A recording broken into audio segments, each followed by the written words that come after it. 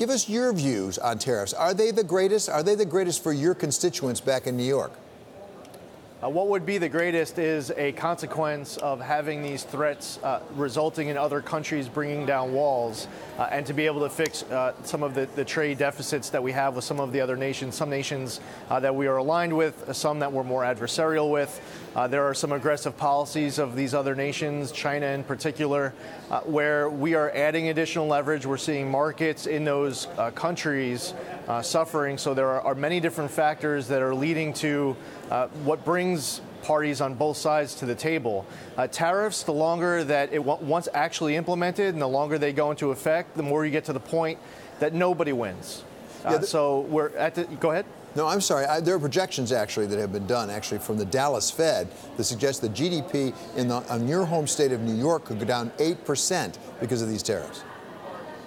Yeah, so there are a lot of talks. There's a lot of talking about what if, what may happen in the months and the years ahead.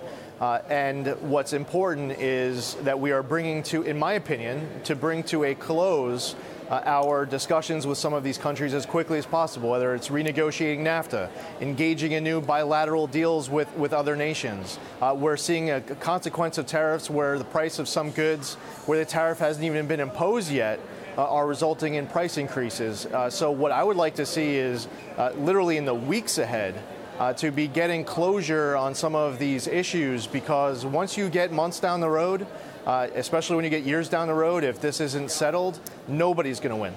Something you said there very important is as quickly as possible. Is it fair to say this is taking a good deal longer than the administration thought? Originally, if you recall, with Nafta, we were told it would be done by the end of last year, and now it doesn't seem like we're on the brink of anything. Well, I think that the Mexican elections certainly provide a challenge in having closure over the course of these last few months as it relates to renegotiating Nafta. I don't know exactly what the timeline is. I'm hopeful that this is something now that the Mexican elections are done, that we can get this wrapped up sooner rather than later in the months ahead, as opposed to something that we're still talking about, say in 2020, 2021, of this desire of renegotiating Nafta and having a better deal. I am getting reports from people who are involved in negotiation that they're making a whole lot of progress and reaching agreement on many different facets of this. So hopefully that progress is true and they're close to bringing it across the finish line. Congressman, as I said, you sit on the House Foreign Affairs Committee, and the president tweeted out just a short time ago something about Russia that I'll read to you because I want to get your thoughts about the president's approach to Russia. What the president said is, I'm very concerned that Russia will be fighting very hard to have an impact on the upcoming election based on the fact that no president has been tougher on Russia than me. They will be pushing very hard for the Democrats. They definitely don't want Trump. Could you tell me exactly how President Trump has been tougher on the Russians than any other president? Well, as far as, take Syria, for example, we created a vacuum. We disengaged from Syria that was filled by an aggressor in Russia. With regards to Syria, we've been pushing back on Assad's bad activities where Bashar al-Assad was crossing red lines with the prior administration without consequences. Now, when they cross red lines, they use chemical warfare on their own people. They're seeing their own chemical weapons production capabilities and storage facilities getting targeted. And a lot of that requires deconfliction with Russia. With regards to North Korea, it's something that we were able to get Russia August of 2017 to vote with the United States, and actually China voted yes as well, on a sanctions package that effectively cuts off over 1/3 of North Korean exports. So utilizing diplomacy was very effective in that instance as it relates to dealing with North Korea. We are the two nations that have the largest nuclear arsenals in the entire world by far. So I think it's going to be very important in what are the years ahead to be finalizing what we want to do post the expiration of the New START treaty. We've enacted new sanctions against Russian individuals and entities.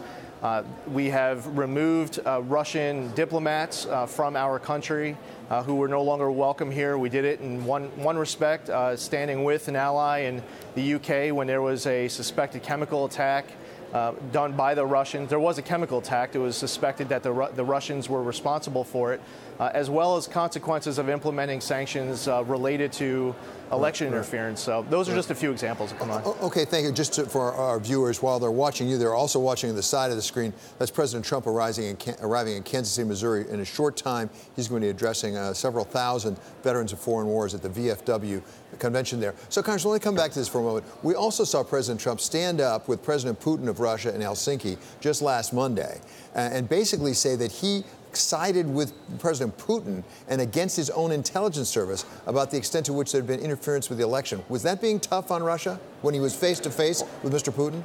What I think is important in a situation like that is to stand with our intelligence community and to send a strong message to the Russian president to stay thousands of miles away from American elections.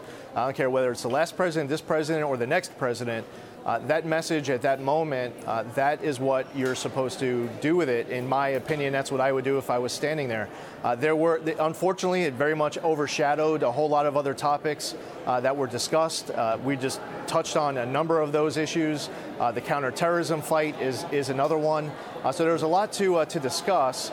Israel, as it relates to Iran trying to build a land bridge to Israel. So there was a lot that was discussed in their meeting, that was discussed at the press conference, that was totally overshadowed because of what I believe should have been an opportunity to stand with the intelligence community and send a strong message to Putin. Well, and finally, Congressman, on that point, are you privy to any information about concrete steps that this government is taking right now to protect these upcoming elections in November? Are we investing money? Are we doing anything with cybersecurity? Do we know about anything specifically we are doing to stop it?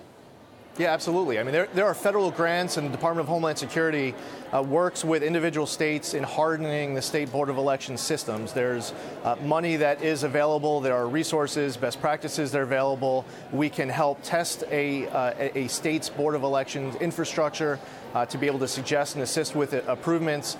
So what we had over the course of a couple of years, where states would have the opportunity to opt into this system, where the Department of Homeland Security would get involved in hardening their infrastructure.